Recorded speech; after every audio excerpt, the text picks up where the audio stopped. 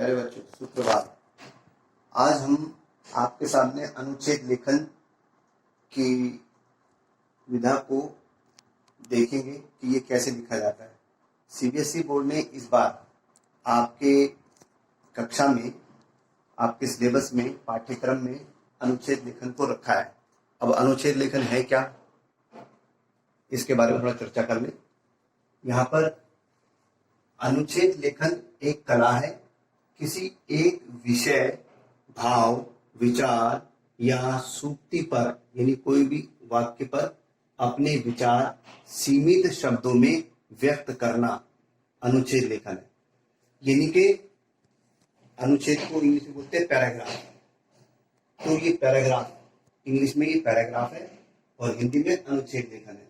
अनुच्छेद लेखन किसी एक विषय पर या एक भाव पर या विचार पर सीमित शब्दों में व्यक्त की गई कला है, जिसको अनुच्छेद लेखन कहते हैं। निबंध में भी किसी विषय पर विचार व्यक्त किए जाते हैं, किंतु निबंध और अनुच्छेद में पर्याप्त अंतर है। अनुच्छेद में केवल विषय का प्रतिपादन होता है। विषय का प्रतिपादन माने जैसे आपको समय का वो दे रखा है विषय, अनुच्छेद में समय का महत्व।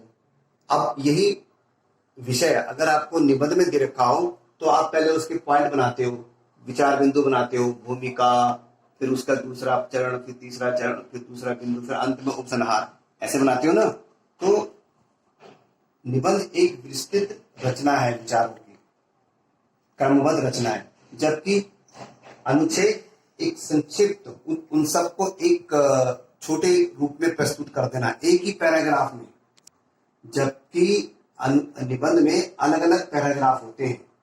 ठीक है, अभी बताऊंगा मैं आपको। तो अनुच्छेद में केवल विषय का प्रतिपादन होता है। अनावश्यक विस्तार, भूमिका या उपसंहार का इसमें कोई स्थान नहीं होता। किसमें? अनुच्छेद में। अनुच्छेद में हम विस्तार से नहीं उसका वर्णन करते, उसमें भूमिका नहीं लिखते, उसमें उपसंहार नहीं लिखते। जैसे मैंने अभी बताया, उसमें कोई स्थान नहीं होता। ठीक है। अब रही बात कि अनुच्छेद लिखते समय कौन कौन सी बातें आप ध्यान रखोगे। समस्त विचारों में से मुख्य मुख्य विचारों का चयन करना। समस्त विचारों में से मुख्य मुख्य विचारों का चयन करना। अब ये समस्त विचार मतलब, जैसे मैं आपको यहां बता दूं, जैसे ये आपके पास समय का एक समय का महत्व पर ये निबंध आया है। तो इसमें कितने विचार बिंदु हैं? एक प्रस्तावना, दो समय के सदुपयोग का महत्व, फिर समय का सदुपयोग के परिणाम, ये तीन तो पांच।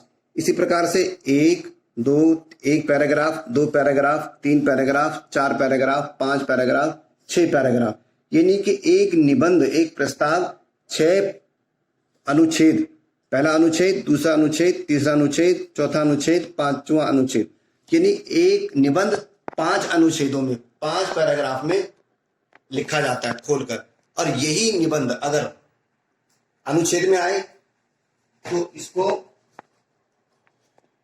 इस तरह लिखा जाता है।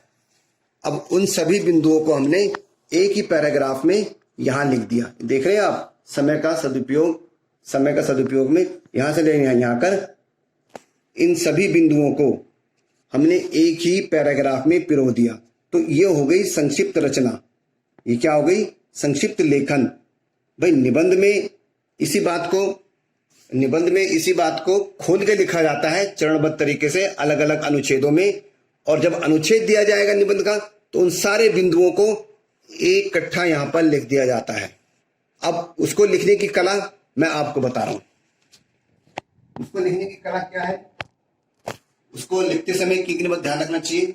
समस्त विचारों में से मुख्य मुख्य विचारों का चयन कर लेना चाहिए। यानी जितने भी समस्त विचार हैं, जैसे किसी विषय के, अभी हमने समय का महत्व बताया या सदुपयोग बताया, तो उसमें पहले जो महत्वपूर्ण बिंदु है, क्योंकि हमारे पास समय की सीमा होती है, एग्जाम में, परीक्षा में समय की सीमा होती है। हमें 100 या 150 शब्दों के बीच में अपने विचार कहने होते हैं।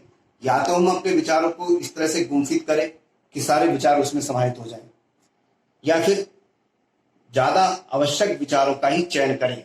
जैसे वहां पर 6 बिंदु थे, 6-7 भी हो सकते हैं, यानी आपने जो पॉइंट बनाए हैं उनमें से अहम मुद्दों पर अहम विचारों को आपने चुनाव करना है और फिर उसको लिखना है। एक तो ये बात।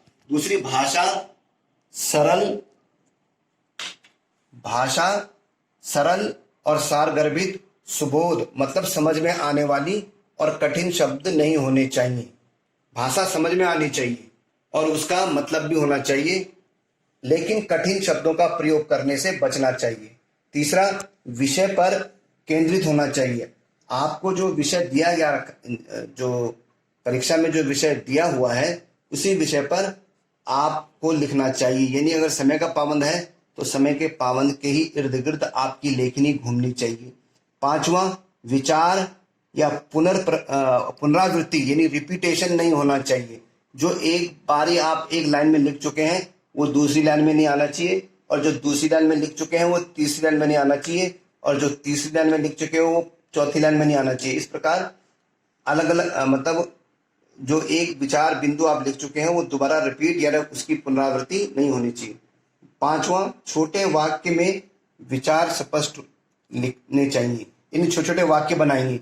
वाक्य इतने उलझे हुए नहीं होने चाहिए कि आप पढ़ने वाला उसमें उलझ के रह जाए, या फिर अगर परीक्षा के दौरान अगर आपने ऐसा लिख दिया तो अध्यापक या जो कॉपी जांच रहा है वो उसको पसंद नहीं आएगी फिर वो चीज।